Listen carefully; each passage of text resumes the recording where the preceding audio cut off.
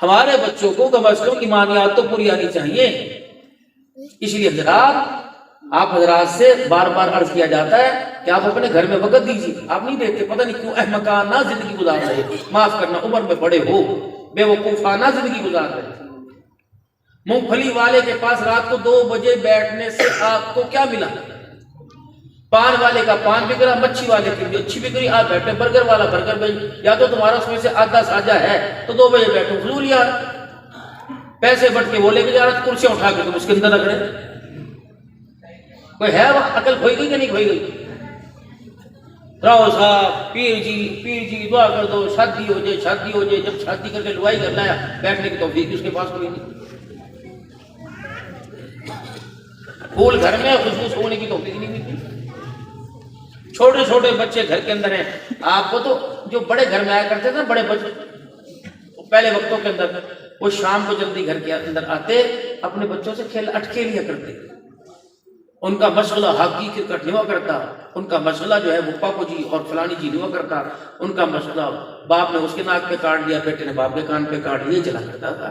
کبھی ماں کی گودی میں، کبھی باپ کی جنڈی پر، کبھی ماں کو چھڑ کے بھاگا، کبھی باپ کو چھڑ کے بھاگا. یہ ایسی اٹکیلیاں ہوتی تھی. اولاد جوان بھی ہو جاتی تھی، اولاد کی ادب کے دائرے میں تربیت بھی ہو جاتی تھی. اب ماں ہی کمرے میں لگاتی. اگر بچے ماں کے کمرے میں ماں کے قریب آئیں گے تو کہ جاؤ اپنے باپ کو جا کے سر کھاؤ، سارا دن تو تم نے میری مشکل. باپ تو پہلے تھکا بیٹھا، پتہ نہیں وہ کون سا بڑا مینار پاکستان کا اوپر والا گنبد بنا کے ہے، نہ مجھے نہ چھڑیو، خبردار کمرے کو بھی بڑا. میں نے کہا با آیا شاید جنات گھر کے اندر تشریف لے آئے.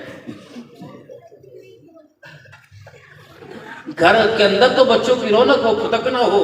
آدھی نیند، آدھی بے آرامی بچوں کی کھیل سے بندے کی دور ہو جاتی ہے، آرام آ جاتا ہے.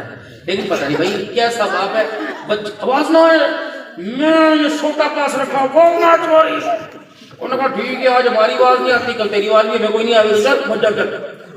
ہاں اگر بچپن میں ابا تیری آواز بری لگ رہی تو بچپن میں پھر ہمیں بری لگے گی. ہم تیرے منہ پر آ کے چپیڑے ماریں گے. ابا سارا دن تو میں کام کر کے آیا، کھانسنا بند کر، آؤ ماں سے چپ کرا. پھر دروازے بند کر دیں گے، پھر بستر اٹھا کے اوپر چلے جائیں گے.